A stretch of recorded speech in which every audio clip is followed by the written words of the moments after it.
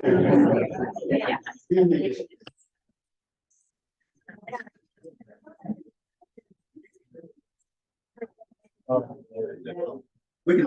Hello, everyone. Welcome to our culinary club here today. My name is Andrew Hopman. I'm the library director here. I'd like to take a few opportunities whenever I have a captive audience to say thank you for coming. But also, we have lots of great programs coming up for October. October 4th, so next Wednesday at 6:30, we have a program with Fruitful. He is a paranormal investigator, so he's coming to talk about the paranormal and haunted areas and investigating. Then on October 9th, we have Connie Dillinger. She is lives in Stanton. She has traveled solely to all 50 states, kind of a little project she's done. She's written for articles for the Villisca newspaper and the Red Oak paper, as well as other times. She actually has a very interesting story, kind of spent a lot of time mainly in California, and during her journey across the country, she went through Stanton and found that she liked Stanton and then decided to move to Stanton. Yeah. So, and then for those that like to travel too, Don, I'm looking at you, on October 16th, again at 6:30 p.m., we have Craig Saunders. He's from Manila, Iowa, and actually, Scott, you may like this program too. He is 79 years old, and he just recently, this past year, traveled and did the Tour de Africa, which is a bike ride from Cairo to Cape Town. Now, it's a supported bike ride, so it's not like he had everything on his own. They had tents set up and food, but it's quite the journey, and he's quite an interesting fellow too. So he'll be talking about that bicycle adventure too. And he was the oldest gentleman that year, and one of the oldest, I think, of all time so far to make that journey, and it equates to about 15 rides back to back. And then finally, you guys are here for our culinary club. We have another one scheduled for October 30th at 5 p.m. This one's a little different, so y'all can't rush me at the end of the program. It is the Chocolate Journey with Carol Putnam, who is the owner of the recently opened zoo here in town. Because we're holding it at the zoo, we have limited reservations and seats available, so you'll have to maybe talk to me today or call me tomorrow, and we'll get you signed up for that. And she's going to talk about chocolate samples, and everything there. So without further ado, I am very excited for our program tonight. I talked about so many programs. I think, what are we here for now? But we have Rick and Beckie Finch. They are here to talk about apple cider, making that all things apple. And we're so thankful for them coming to share their passion and everything with us. And I joked that Rick was going to sell the hard apple cider out of his trunk. I don't know if he's going to.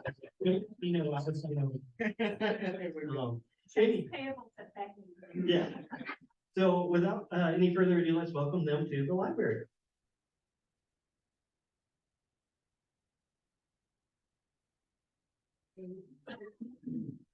Is it on still?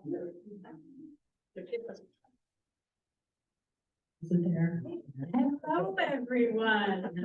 So good to see all of you this evening. As Andrew said, my name is Beckie Finch, and my husband Rick and I are here this evening to give you the insider information. He's the funny one. Before we begin, there are a couple of things that I do want to say. I wanted to take this opportunity too to thank Andrew and Dean for inviting us. We all know, I think, in this room, what a gem of a library that we had. And so to have you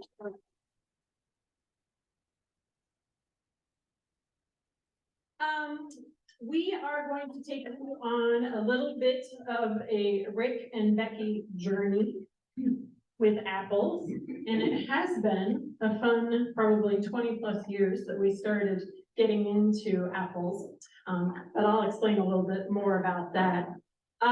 We will talk a little bit with you today about selecting apples for cider specifically, a little bit about pressing, and then Rick specifically will talk to you even more about some of that fermentation as well.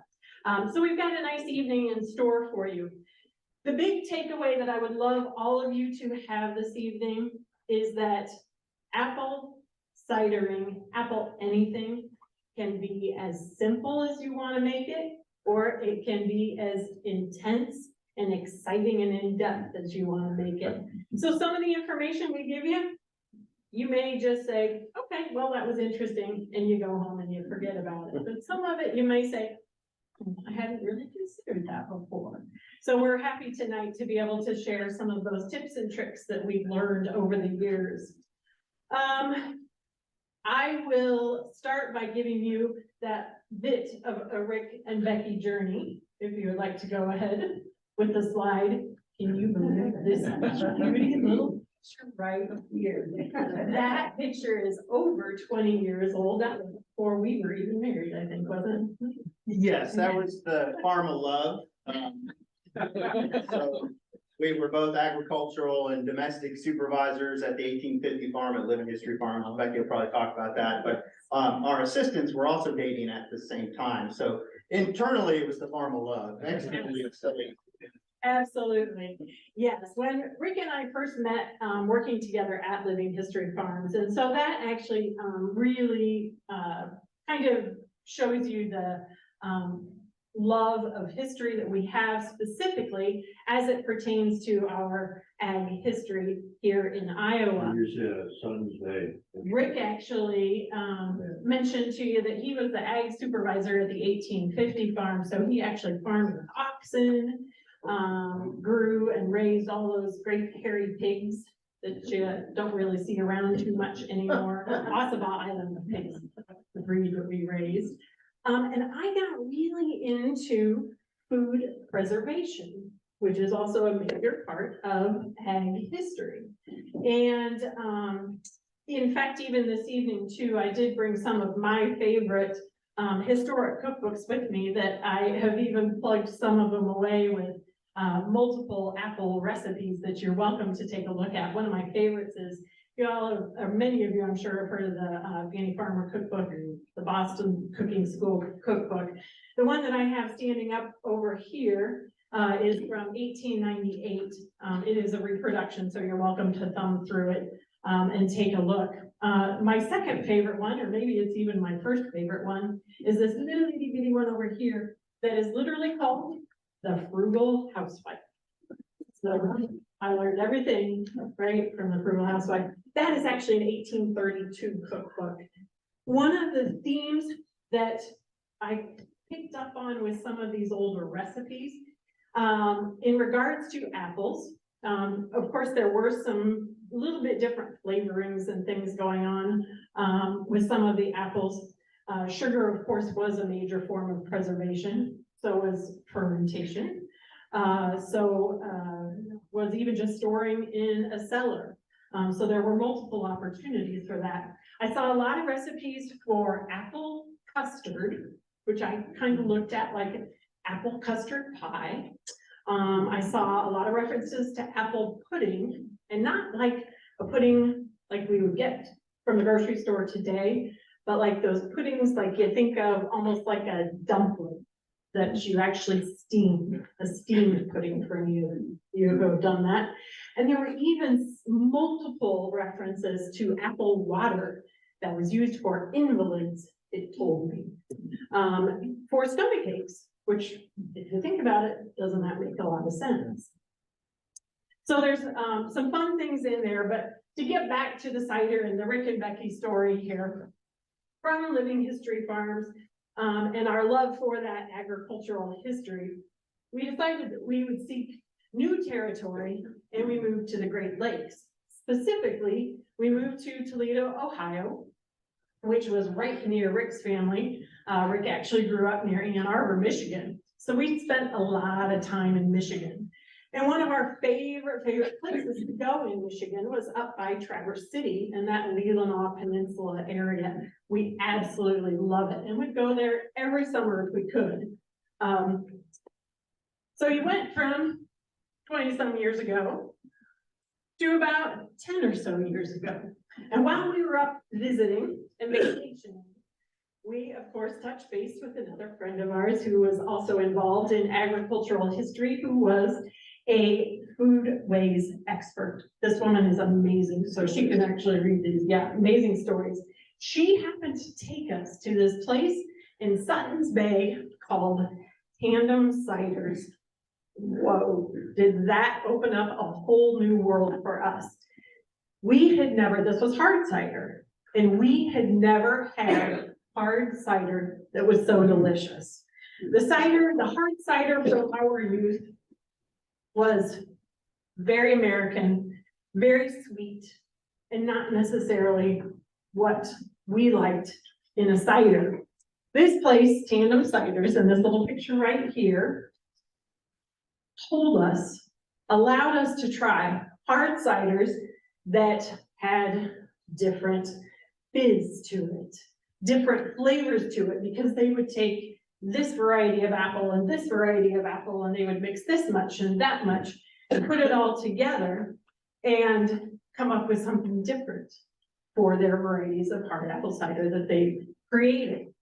So from there, that very first vacation where we went to Tandem Ciders, it was great. We went home, we said, this was awesome. We can do this. Rick had brewed beer before. He knows how to ferment stuff. It's great. We can do this. So we went home and we checked out all of the local orchards. We checked out some sweet cideries as well. And we got as many of the products to actually process and make hard cider as we could. We went really well. One of the very first times actually, when we tried to actually press the cider to create, or press the apples to make juice, we used this little teeny fruit press, historic. I think it was probably from around 1900 and 1920, this old thing. And it was actually meant for grapes. And let me tell you, if you've ever tried to press a grape with your finger, you can do that. If you've ever tried to press an apple with your fingers, it doesn't work. And that's about what this press was. So we had our failures. In fact, actually, the first cider that we made, and I don't know that Rick wants me sharing all of this. Yeah, it's fine.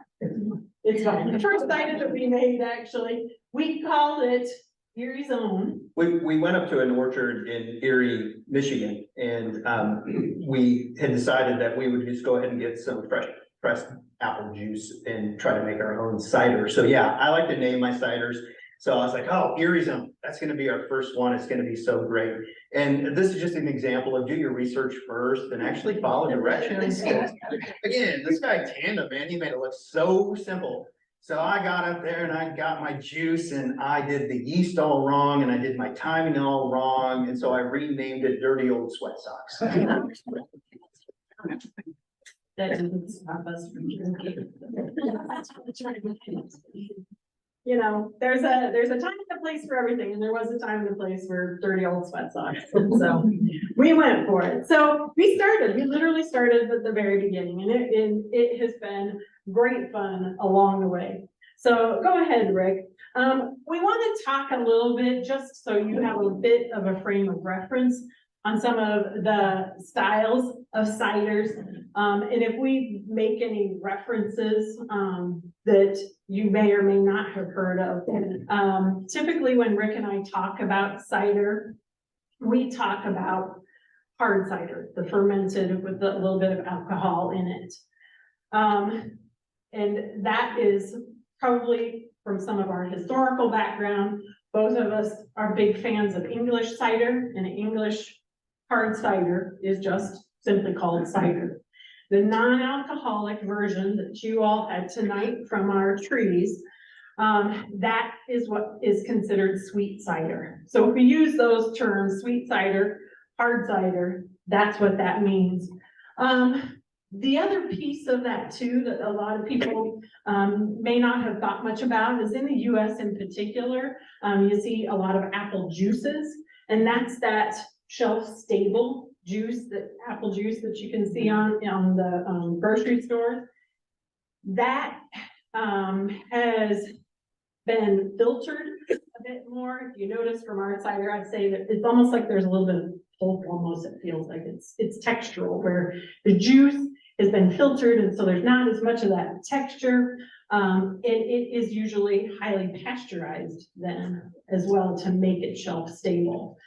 So that's kind of some of those little bit of varieties. I mentioned to you the English variety that Rick and I are so fond of.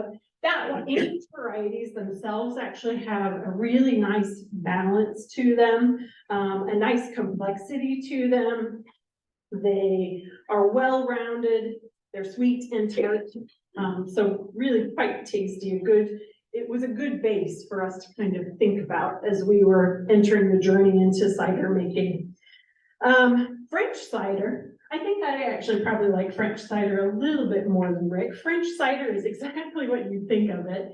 It's a little bit lighter fizz to it, almost like a champagne fizz. And it's oftentimes a little bit, I think it is a little bit drier in general too than that English cider. Spanish ciders are also quite tasty as well. And again, exactly what I would think of when I would think of the Spanish. Bold flavors, very bold, good flavors to it. They have tendencies to be a little bit less carbonated. I'm a big fizz fan, so I prefer it. Still with bold flavor, more fizz though. And then let's talk about the Americans. We are the great melting pot, right? So American style cider actually has a wonderful variety to it. We've made it all now, especially in the last even probably 10 to 15 years when hard cider has become more and more popular and more accessible. American cider can be super sweet for those of you that like super sweet. It can be just completely bone dry as well. What is a little bit unusual, I think, about American ciders is that you see a lot of additional flavors coming after it. Berries entered into it. One of my favorites from a local place in Nebraska is a rhubarb apple cider combo. Really great flavor to it. So there are a few differences kind of depending on what region you're getting those ciders to. So Rick is going to continue a little bit more and talk about. I'm going to talk about apple selection. Just a couple of extra things to add to. So cider, as Becky said, in the UK is the fermented, thank you, take those notes, thanks. Is the fermented stuff that we call hard cider. Their sweet cider is just called apple juice. And then English styles too are unique because they still do quite a bit of still ciders, so non-carbonated. I personally like it. We're kind of the exact opposite. I like a nice, just flat cider, really brings out the flavor, but they also do carbonated as well. So next thing we're going to talk about is apple selection. So if you are going to get into cider making and think about pressing cider, either sweet cider or hard cider, there are some things to keep in mind. Most ciders are actually a blend of several different styles of apples. So not all apples are created equally. Many of us probably know that apples can be classified in different ways by use. So you have some apples that are best for eating, some apples that are better for sauce, some apples that are better for baking, and some apples that are better for cider. Or they could be dual purpose or multi-purpose. So they could have 2 or 3 things that they're good for. Well, in addition to that, apples that are used for cider are also classified by what they provide for the overall taste and balance of the cider. So again, if you're really going to try to make a good blend of cider, you're going to use multiple varieties of apples that each bring their own unique characteristics. So we'll just talk briefly about what those different styles are. In the next slide, we'll talk a little bit about just some of the varieties. So the first thing that you're going to want to start with is sweet or base apples. That's about 30 to 60% of your blend. These are the really sweet apples. They have a lot of sugar in them. So the sugar is actually going to interact with the yeast if you're fermenting it to make hard cider, and that's what's going to create your alcohol. But also that big sweet base there is the flavor that creates a sweet cider too, that we know, oh gosh, that sweet, that appley flavor is there. But you have to keep in mind too that you do want tart or sharp apples as well. So tart apples have a lot of acidity in them, And what that's gonna do is balance out the sweetness, because you can get over sweet if you don't put a little bit of tart in there. And what it does is it really kind of wakes the cider up and it gives it a good punch. So about 10 to 20% of your mix is gonna go in with tart or sharp apples. Bittersweet or bitter sharp apples have a lot of tannins in them, and they contribute to the complexity and the depth of the cider as well. Tannins give you that good mouthfeel, so when you're like, oh yeah, this is cider, that's what those apples are contributing. It can make things pretty dry though, so you tend to use those a little bit more sparingly, about 5 to 20%. And then aromatic apples will really enhance the aroma and flavor of your cider. These are the ones that have kind of a spicy taste to them. They have very floral overtones. They got a really good floral aroma as well. That's creating your complexity and your depth of your cider. So again, you'll use about 10 to 20% in your mix. And then believe it or not, some folks still do use crab apples as well. The crab apple is actually the only native apple to North America. Crab apples are very tart, so that will have a lot of acidity. So if you have a really sweet blend and you want to kind of tamper that sweetness down, you can use crab apples into that mix. And it creates kind of a very unique flavor. I've done it once with some other unknown apple varieties that we had picked and put in there. Again, use that at about 5 to 10%. Now you can see when I'm talking about percentages, it's pretty varied, because the idea behind here is that if you start to really research your varieties and your apples and start to make your own blends, you're gonna blend to your specific taste. So some people like a really sweet cider, some people like a little bit more tart cider, some people like a drier cider. So you can go ahead and just vary that mix to get to the flavor that you really like. Now, if you're wanting to make hard cider, but you don't want to go to the expense of buying a press and pressing out your own apples, another easy way to do that and to get started is to just go out and buy already pressed cider. So an advantage of already pressed cider, again, is you don't have this investment that you have to make to press out your own apples. Plus, you've probably gone to that orchard before and you've tasted it and you like that particular blend. So you can go ahead and just buy that and do your own fermentation of that cider. The downside is it's not quite as fun. And then also it is going to be more expensive, because you're going to pay more per gallon for your cider, since you're not only paying for the apples, but you're paying for the labor to blend that, process that, and then put that into a jug to take home as well. If you are going to use already pressed apple cider, the other caveat that I would tell you is try to get unpasteurized if possible, because that is going to be the closest that you're going to get to pressing it out yourself. You can use pasteurized cider, but I've never done it myself, but from the chat boards that I've been on with people who make cider, they just tend to say that if you use fully pasteurized cider, it can have kind of a cooked taste to it. So you're going to want to age that longer to get that cooked taste out and mellow it out. And then sometimes too, the fermentation process is a little bit different as well. You have to ferment at a cooler temperature and it might take a little bit longer. So when buying, if you can, buy unpasteurized. The next best would be UV pasteurized. They say that that doesn't break down the tannins and the aromatics like heat pasteurization does. Flash pasteurization is number 3. And then if you have to, fully pasteurized. The thing you really want to look for though is do not buy anything that has preservatives in it. So you've probably been in the grocery store before and you see that cider sitting out by the apples or sitting on the shelf unrefrigerated. More than likely they put preservatives in that to help prevent mold and to extend that shelf life. And that's not going to ferment well for you at all. So again, just make sure that it doesn't have any preservatives in it and you should be fine. Oops. So this is just some of the varieties that I have used in the past in making cider and ones that I like. So again, this is your different ciders that you would use for different blends, from sweet to tart, bitter sharp, and to aromatic. It's all going to depend in terms of what type of blend you have probably on the availability of the varieties that they have in orchards in your area, unless you grow your own. So a real challenge for home cider makers is number one, figuring out which varieties are best and where they fit into that blend. But then also finding orchards that will have the apple varieties that you want for the blend that you need. You know, many older cider varieties are no longer available. It's estimated at one point in America, we grew 18,000 different varieties of apples. By 1905, that had already shrunk down to 14,000 varieties of apples. And now we grow just 2,500 different varieties of apples in the US.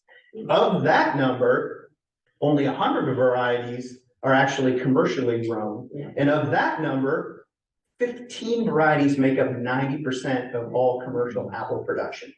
So we're losing a lot of apples. So if you can plant trees, if you can go to places like Stark Brothers in Missouri and get some of those older varieties, it not only makes great cider, but it keeps those varieties alive and going as well. And I guess the takeaway here is if you're going to get into pressing and you're going to buy apples, don't go to the grocery store. Number one, it's going to be too expensive. Number two, you're not going to get the varieties that you want.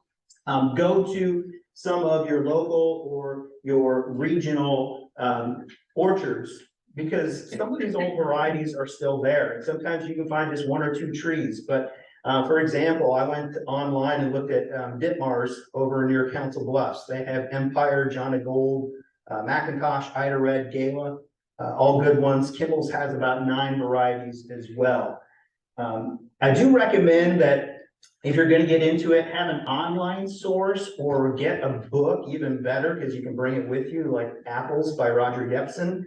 This breaks down all the different varieties, gives you pictures of what they should look like, gives you a little history, tells you what they're used for as well. So before you go to the orchard, most orchards now, you can get online and see all the varieties that they're growing. So you can see, okay, is this the varieties that I want? Or if they don't have it, bring it to the orchard with you so you know what you have. Another challenge that homemade cider makers have too is that a lot of times the varieties that you've researched and you want to put into a blend, they're not working for you because this variety is ripe and ready to pick in late August, and this variety is ripe and ready to pick in late September or October. So it does create a challenge. You'll either have to pivot and just try to find another variety that you can put into that blend where those two ripeness dates are closer together, or see if you can find an apple that'll keep for a while. And if you have the refrigeration space available, refrigerate it until the rest of the apples in your blend actually come true. So some of the apples up here that I really like, Grimes Golden, that's what you guys were drinking tonight. That's what our cider is made out of. It at one time was the most widely grown apple variety in southern Iowa. It was actually discovered in the early 1800s on a farm in West Virginia from seedling stock. And it is the parent to Golden Delicious apples. So I absolutely love it. We planted our tree. It's self-fertilizing, so you don't have to have any other trees near it. And it is prolific. It gives us lots and lots of bushels every year now. It's been about 5 or 6 years that we've had it. Grimes Golden to me is great because it's got sweet, it's got tart, it's got a great blend to it. I treat it as a single varietal apple. Other people put it into blends. So one thing that I haven't mentioned yet is that there are some apple varieties out there that are called single varietal. So they have the sweet, they have the aromatic, they have the tart, and they have the bitter sharp, all naturally mixed in. So if you can get your hands on one of those varieties and you like it, all you have to do is buy one variety of apple, press it, and make your cider. Another one that I really like is the Arkansas Black. It's hard to find anymore. We used to have an orchard near us in Ohio that had it. One of the unique features about the Arkansas Black is that it has to be rock hard, like a baseball, in order for you to know that it's ripe. It's the exact opposite of what you would think.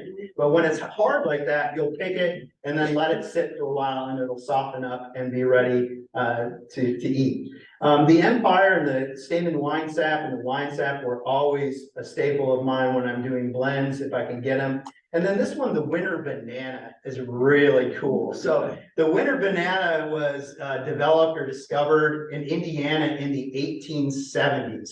And I've only found it one place in Ohio that had one tree. This thing is great. It is aromatic, it is sweet, it is tart, and when you bite into it, there is just a hint of banana on the end of your taste buds. And there's a little smell of banana as well. So it is a great eating apple if you ever find it, but it's really cool to put into your blend as well, give it kind of a unique flavor. And it's just really cool to talk about, you know, anybody will drink your cider if you got a winter banana cider, that you have there. All right.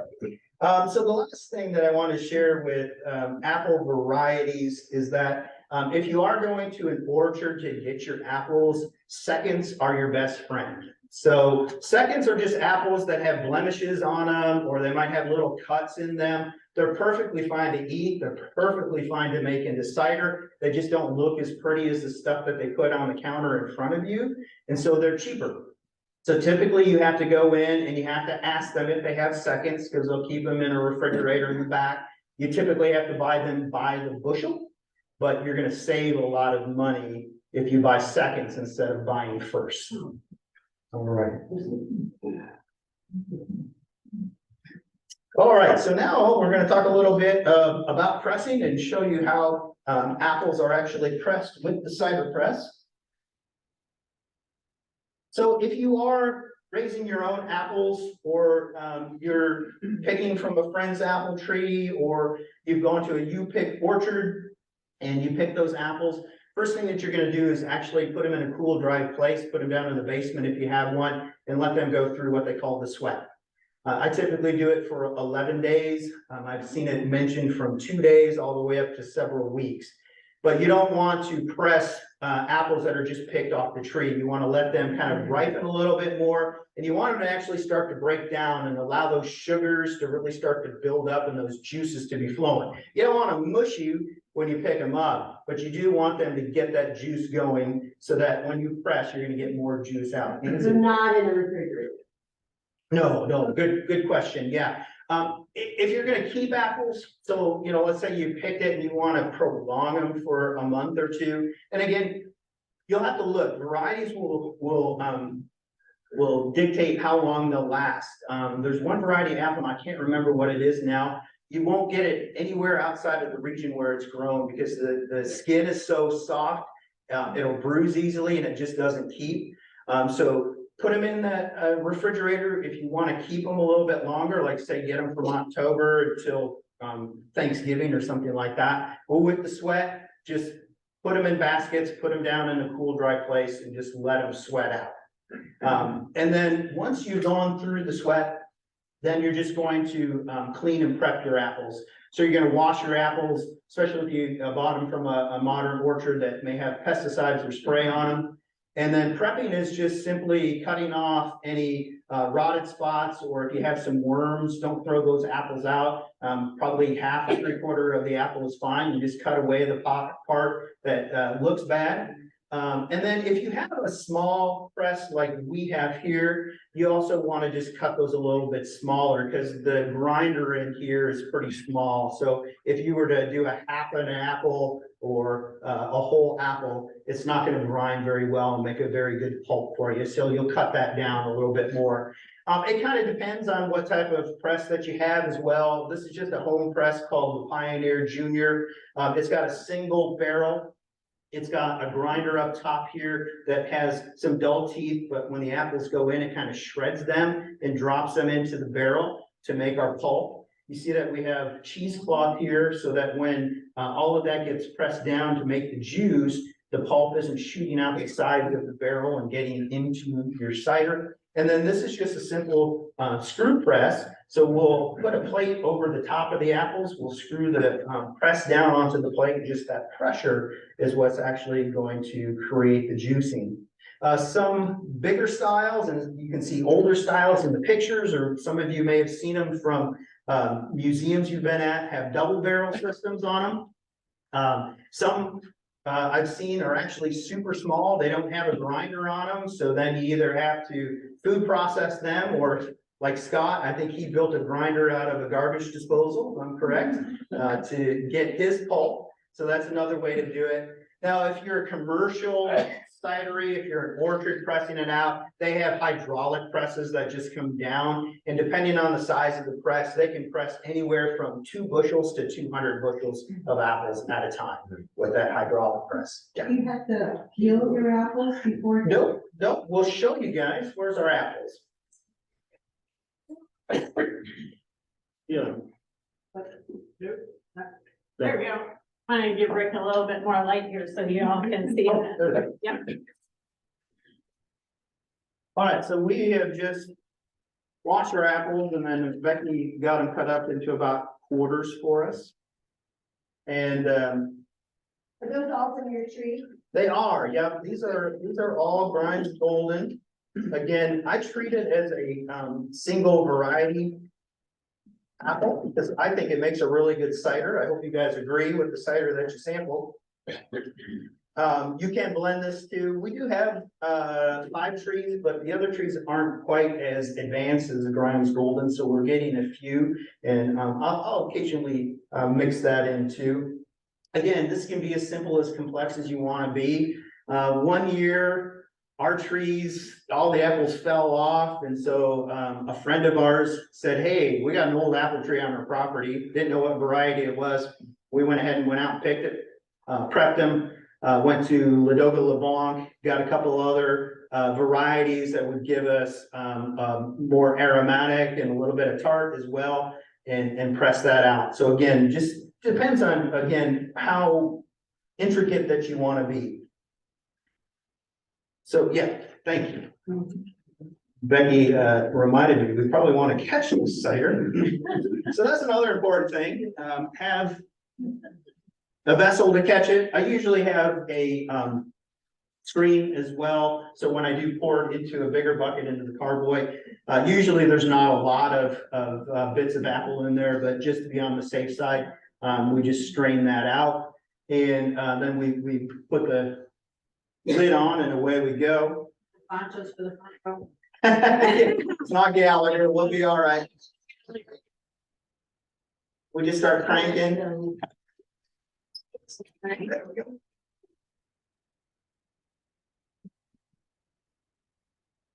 And it takes a little bit of timing. You can see sometimes they get jammed up.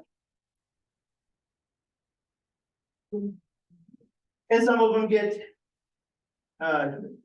shredded a little bit more than others. That's not a big deal.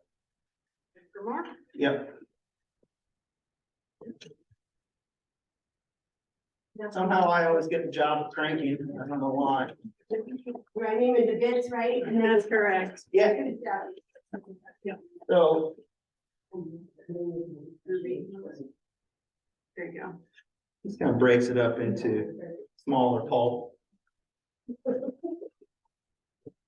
So this is the, in terms of processing, this is kind of the most time consuming besides, letting the cider ferment or age if you're gonna do hard cider. You have something like a large butchering meat grinder, is that over? Help them? Yeah, Scott, you wanna share it? Scott had at one time, right, that it got a little bit too pulpy for you, too finely shredded, because it ended up getting the seeds really shredded too, and then it got more tannins in it than you want. Yeah. Okay, yeah. Okay, so you can go too far. You can go too far, yeah. Plus the other thing too is if you go too far, sometimes, you're losing a little bit of juice because you shredded it so much. Yeah. We pulsed it when we did it in the food processor. I don't recommend a food processor just because it takes a long time. If you're gonna get a press or build a press, I really recommend just getting one with a grinder attachment on it.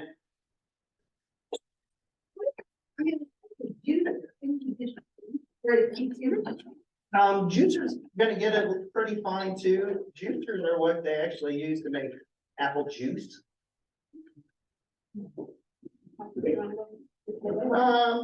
That's probably good right there. We'll just give you an inkling of what this is like. So, I'm always not want that kind of person, so that's what I'm just doing right now is there's bits of pulp on the grinder that I'm just trying to get down into the barrel itself.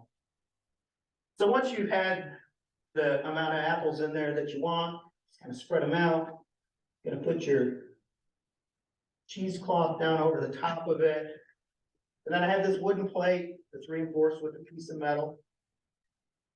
So we'll slide that in.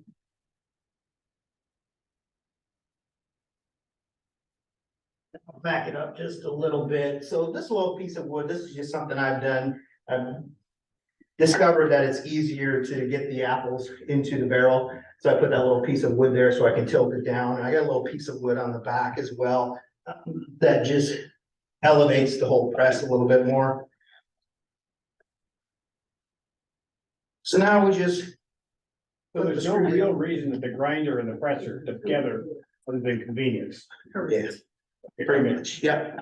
Yep, so if you have a grinder that, you know, is not part of the press, that's fine. We've done that before too. But yeah, it's just a little, it's a little more convenient to be able to just have those apples dumped right in.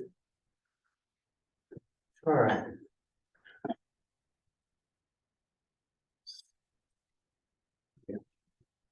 Move the vessel a little bit closer.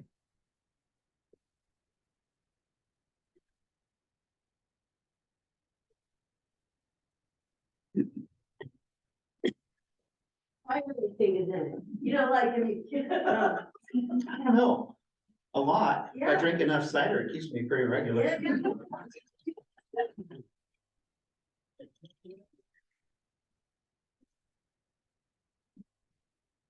You can kind of see it, kind of hear it there, it's coming a little bit.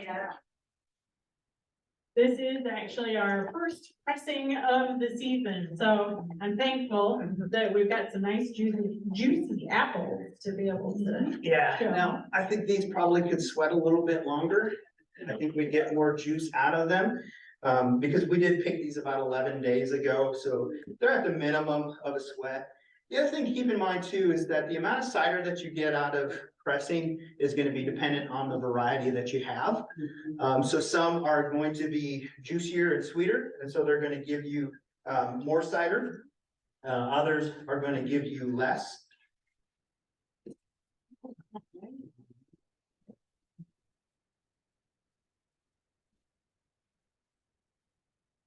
So this is the part on the slide where we see press and wait, and wait, and wait, and wait.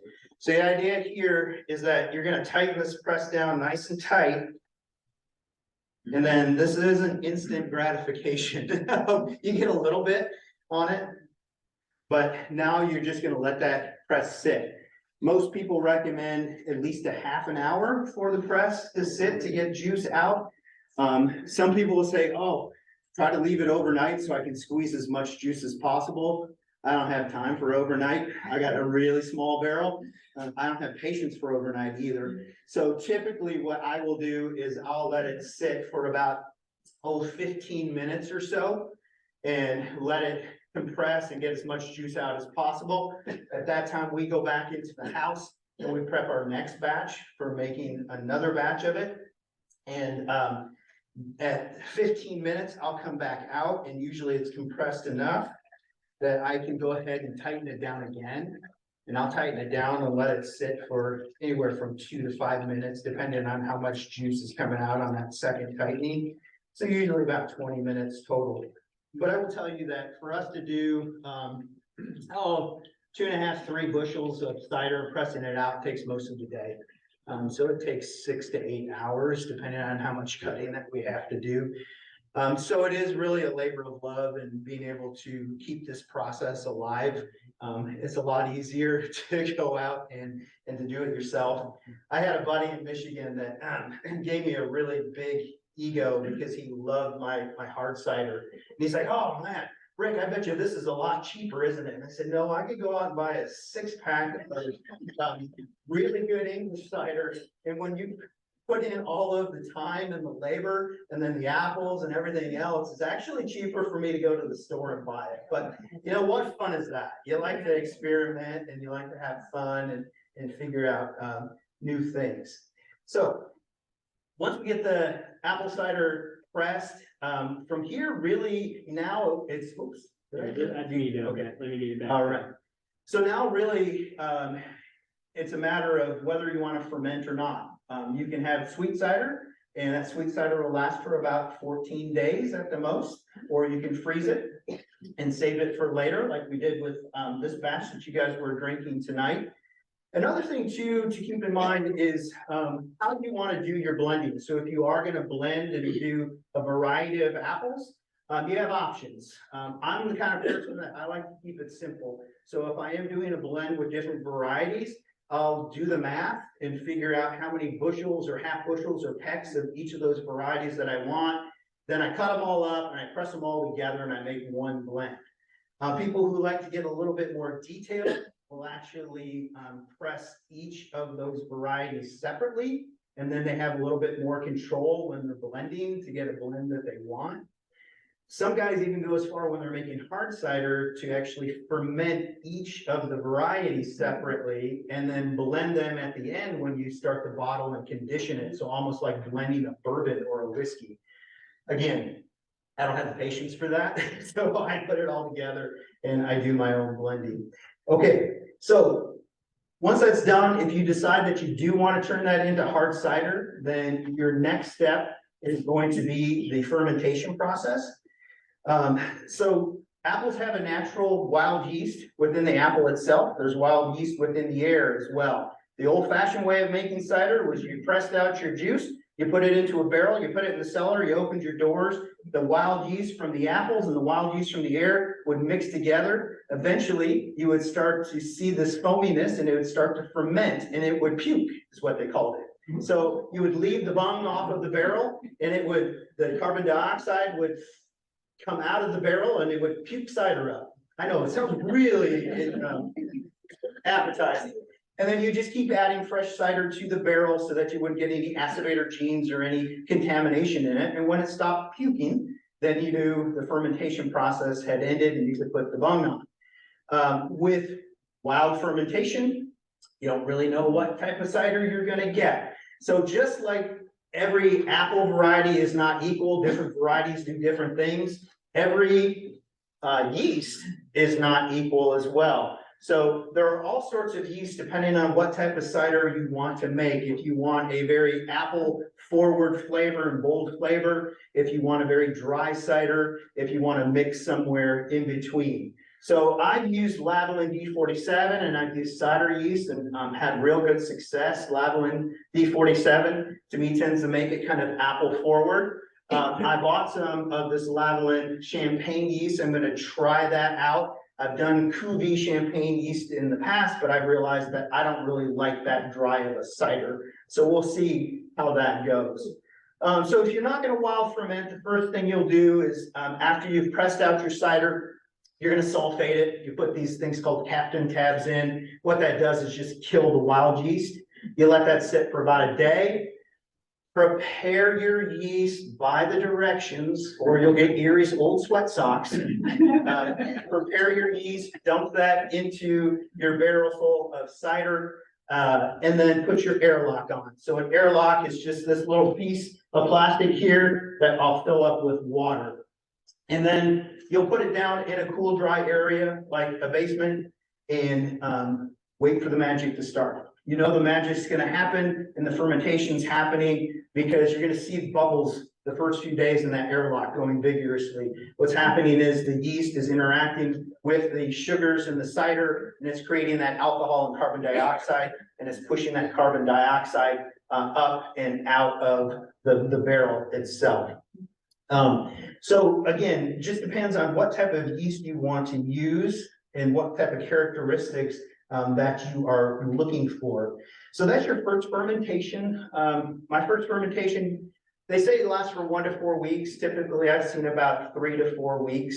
I did neglect to say, before you do start the fermentation process, there are a couple of things you can do as well. You can get out your hydrometer and do a gravity test.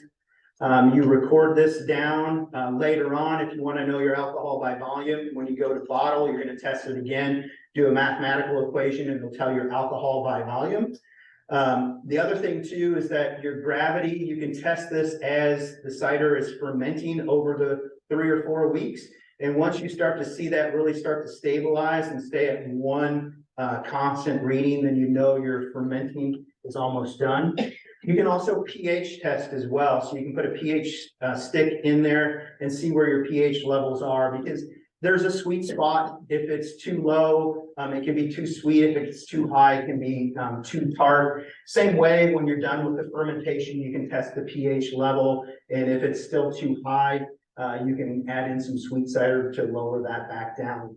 So after your first fermentation is done, what I like to do is then go through a second malolactic fermentation, they call it. What that does is it just takes that sharp young cider and it ages it out and smooths it out and gets it nice and mellow. So I will take the cider that has been fermented and I will siphon it off of this barrel into another clean barrel, leaving the lees, as they call it, which is the dead yeast on the bottom there, so it doesn't get into the second barrel, because we really want to slow that fermentation process down. At this point too, again, simple or complex, you can add all sorts of stuff in there during this time. So you can add in tannins if you want better mouthfeel. You can add in malic acid if you want it actually tartar and less sweet.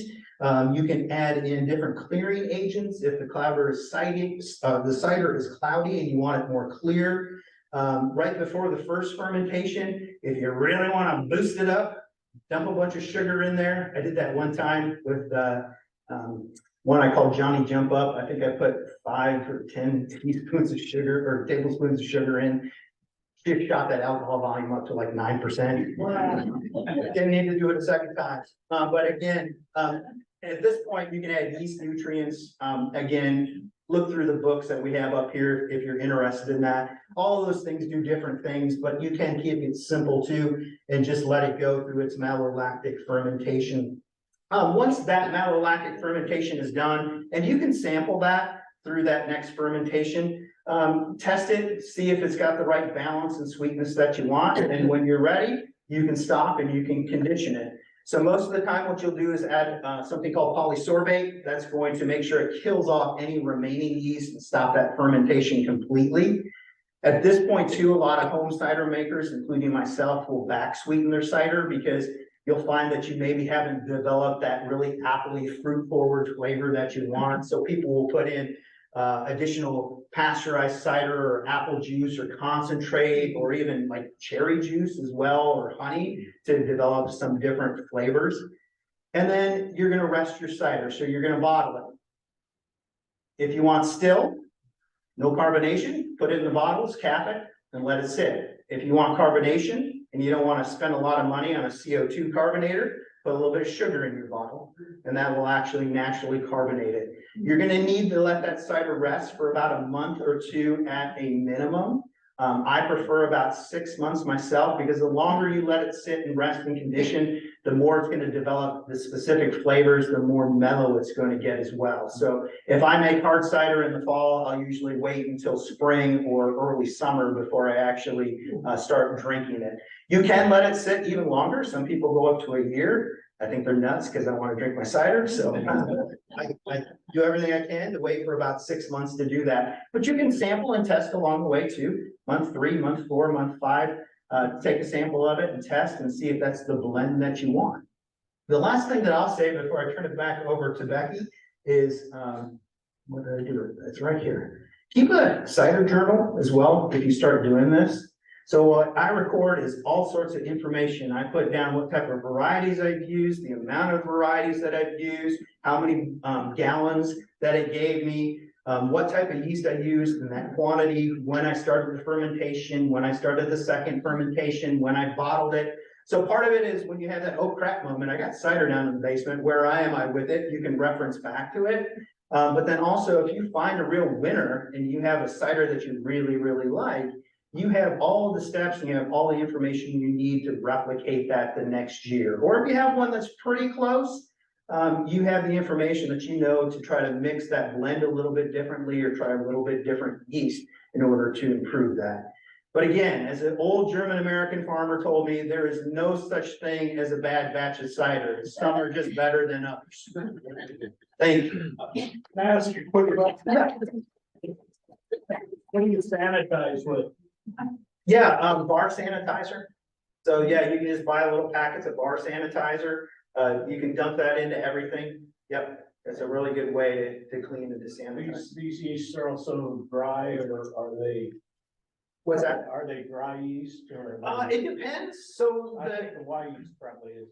the rye yeast and, this one will not produce a super dry. Anything champagne-y is going to produce a super dry Yeah, I mean, cider. you put them in dry. Oh, no, oh, I'm sorry. Yeah, no, you mix them. So, you'll measure out, they come in little packets and depending on, how many gallons you have, it'll tell you how much you're gonna put in, but you have to heat up some water. It's temperature specific, so put a thermometer in. If it's too hot, let it sit. Yeah, put it in, stir it, let it sit. If it's too hot, it's gonna kill the yeast. If it's too cold, it's not gonna start the yeast. So it's a little bit different from beer where you just sprinkle in. This one, you do wanna start it first and then put it in with your cider. Okay, Yeah. thank you. Would you ever, is this the same to make vinegar? Or, I mean, have you ever deadly made vinegar or? No, Nancy, that's a good question. I've not made vinegar, but it's kind of like that. You just let it ferment a little bit longer and longer, I think. Yeah, I know they have the mother in the. Yeah. yeah. And if you've ever had fresh cider sit in your fridge for too long and it starts to go, Yeah, that's just it fermenting. yeah, And so you're not letting the carbon dioxide loose. Yeah. okay. All right. Kind of went through that already. Here. He still doesn't have the hard cider in the back of his truck. No.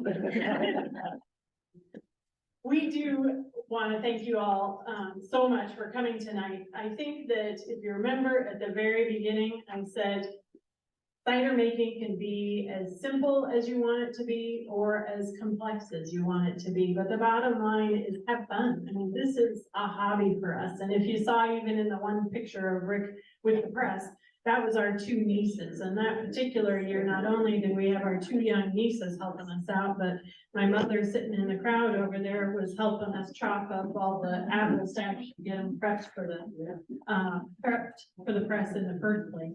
We just have a good time with it. And it really is amazing. Even some of our local neighbor kids suddenly come out of the woodworks when we have that press in our driveway. It's just good fun. And so, we certainly encourage you, to test the waters out a little bit, and try some new things with the cider, or the apples. Rick has also, selected a lovely number of fresh apples from our Grimes Golden Tree too. We have a ton more of both the cider, the apple butter, and then if you'd like just a little slice of the Grimes Golden itself, you're welcome to have a little taste of that as well. Any other questions for myself or Rick? How long does it take to clean up when you're done? A long time. The nieces all left. We actually, part of the reason that we usually do this in the driveway is honestly, we get our garden hose. No. Hot water. Well, you can, but I like to For use, rinsing. I like to use hot water to rinse and clean it out because there are some metal parts here. So, I try to get hot water so it'll evaporate and dry, but, yeah, it'll take me 20 or 30 minutes depending on how much we press. Cause I get all of the apple bits out. You gotta kind of reach your hand in there and check. And then also I take a towel and dry it as much as possible. And then, for those of you who are here earlier, then when I'm done for the season, I'll wrap this all up in saran wrap so I don't get any dust or critters or anything like that. A press that size, what's the reasonable amount you could do? Bushel, 2 bushels, 50 bushel in a day or so? What's that? I would say, A run. I would say 3 bushels will be a pretty good day. Okay. Again, what slows you down is just the waiting process. So if you're really trying to get as much juice as possible, so, you can see now we let it sit there for a while. So we'll tighten it back down again. So that's really kind of the hard part that slows things up is, you're waiting 20 minutes or so in between each of those batches. So what's the yield for a bushel? I know you say depends you on know, the juice, yeah. Yeah, I'll do a politician thing, it depends.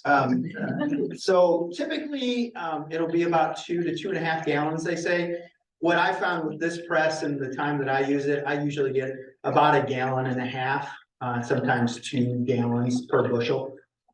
Yeah, I wonder if it's expensive. I mean, to buy at the store, it's like $7 or whatever. it is, yeah, and you know, the last time I bought seconds at a orchard, it was $30 a bushel. To get seconds, so, yeah, it's definitely, it can be expensive, but again, it's a really fun thing to do. It's fun if you like to experiment with different flavors. And again, if you like just preserving old processes, and if you've never met your neighbors, put your cider press out in the middle of your yard, and start pressing apples, and I guarantee they'll all come over, want to know what you're doing, and want to drink all your cider. Sure. Yeah, how about the end of season apples? You know, when the orchards are clearing out last year's apples, we were at the orchard one time and they were almost giving them away. Yeah, that's Some great. of them look pretty sick, but Yeah, you know, so with end of season, it just depends on what they have and if it's the type of apples that you want for your blend, or if you just wanna go for it and see what happens. But sure, yeah. Again, be creative. We've pressed apples that we didn't even know what variety it is, so you sample it, and you try to guess, all right, I think it's a sweet, or I think it's a tart or an aromatic, and then kind of mix around with it. But I think you and I were maybe talking about it. There's so many apple trees that people don't use their apples and they just go to waste. So that's the other thing too. If you're willing to go out and pick, usually there's enough people around that will say, yeah, you come and take as many apples as you want. The only thing you don't want to use is windfall apples. Flies can get in there and lay what they call an activator gene, and it can make your cider bad. So even though the English do it, they'll make anything. Typically, you don't use a windfall apple. You don't want any dirt or bugs and stuff like that that got in after it hit the ground. Yeah. All right, any other questions? Well, appreciate your time. Come on up if you want to. Take a look at the press. We'll get some apples for you.